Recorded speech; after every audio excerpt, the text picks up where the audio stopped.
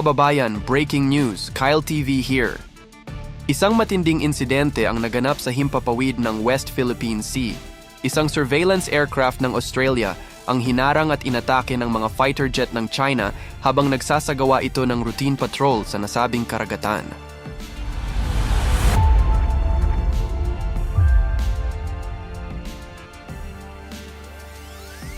Ayon sa ulat, dalawang Chinese J-11 fighter jets ang bumuntot sa Australian P-8A Poseidon aircraft.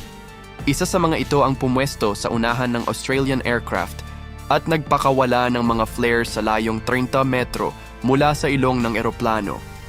Itinuturing ito ng Australian Defence Department bilang isang mapanganib at hindi propesyonal na aksyon na naglagay sa panganib sa buhay ng mga sakay ng eroplano.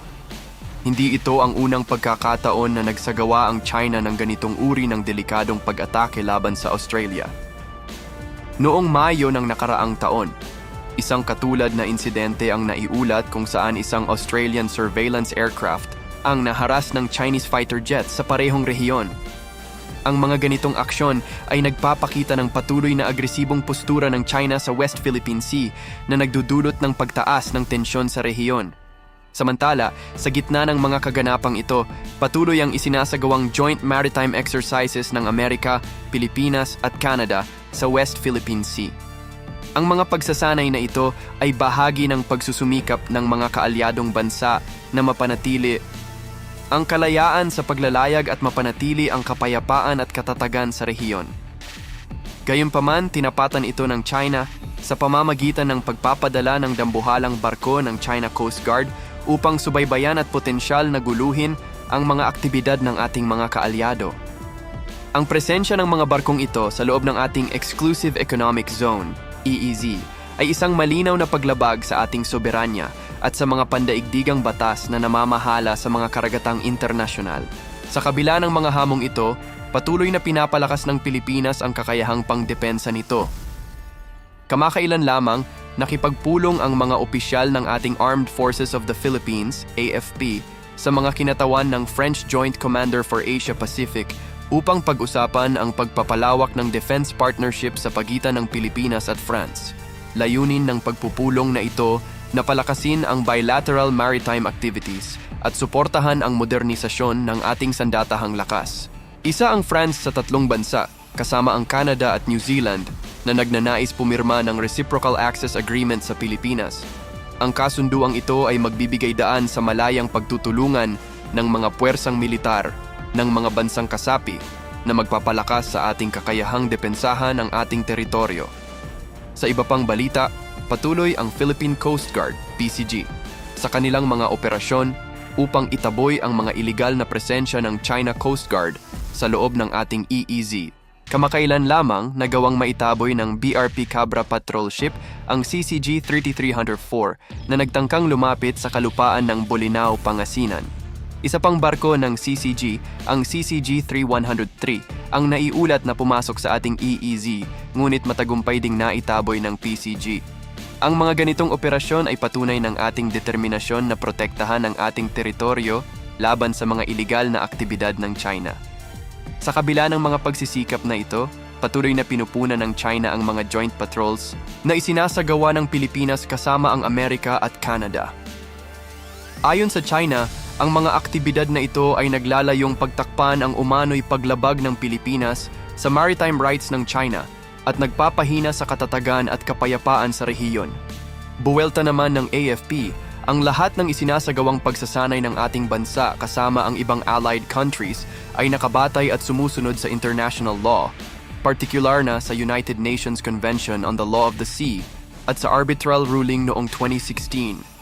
Ang mga bansang lumalahok sa pagsasanay ay may iisang layunin, panatilihin ang bukas at mapayapang Indo-Pacific region.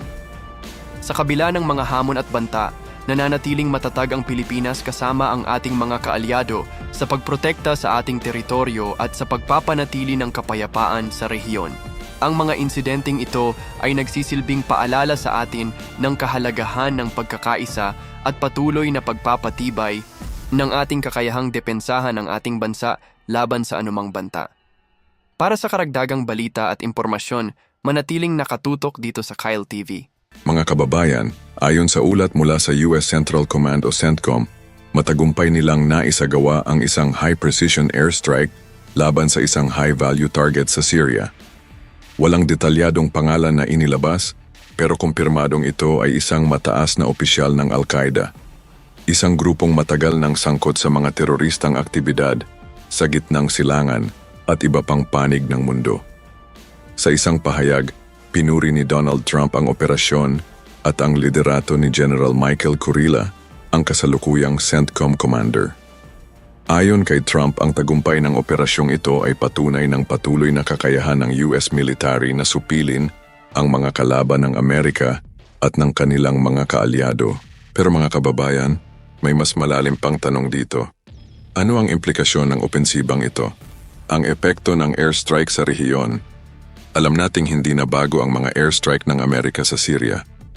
Ilang taon nang may mga operasyon laban sa mga militanteng grupo sa rehiyon. Pero ang tanong, bakit ito mahalaga ngayon? Una, dahil ang Syria ay isang komplikadong larangan ng digmaan.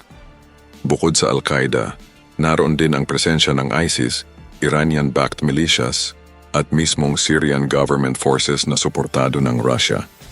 Ang anumang hakbang ng US ay maaaring magbunga ng panibagong tensyon sa pagitan ng mga puwersang ito.